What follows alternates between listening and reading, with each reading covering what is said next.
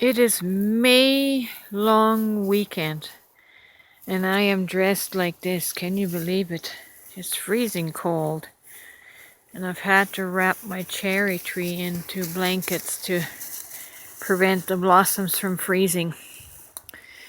There's climate change for you. Ice age is coming.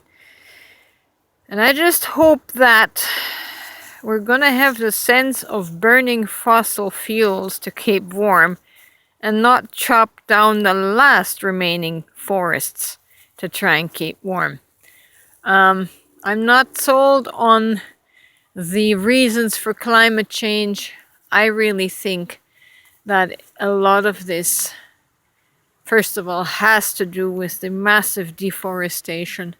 We're cutting down the lungs of the earth, the converters, it's CO2 converters from CO2 into oxygen. If we keep cutting that down, we're gonna be hooped. It's not gonna be because of fossil fuels. It's going to be because we literally killed off the lungs, the oxygen source for the planet. But that's not what that I wanted to talk about here. Just here in this little cove, trying to stay out of the wind. I was just reading a comment where two people were speaking for or against the use of the word God. And because I have, wandered on both sides of that argument, where at one time I would have vehemently defended the use of the word God, because God's honor was directly tied to it. But I also understand how the word God can be triggering for a lot of people that have suffered religious abuse and trauma. For me personally, I'm very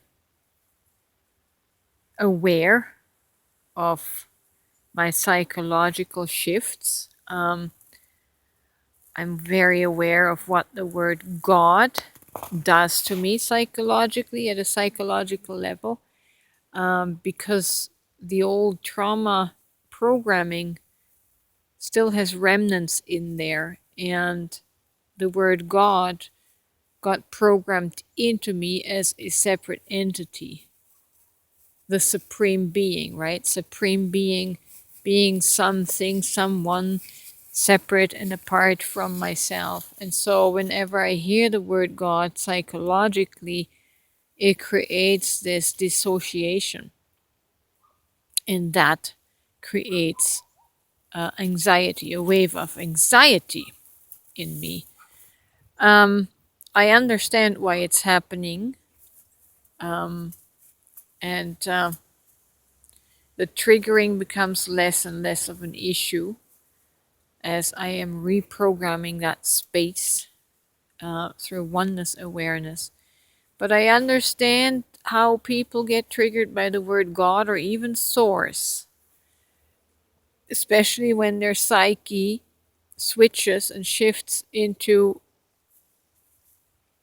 feeling the meaning of that to be something separate from themselves. For me, it traces back to the cosmic abandonment wound.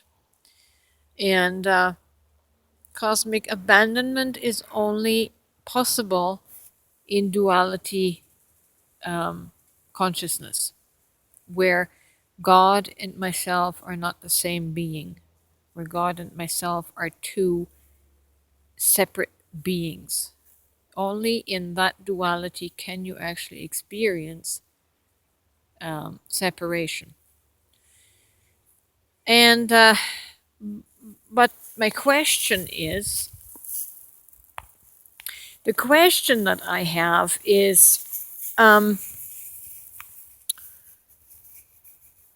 goes to a deeper level, and it would be, why do you feel the need that you need to defend the use of the word of God? so much?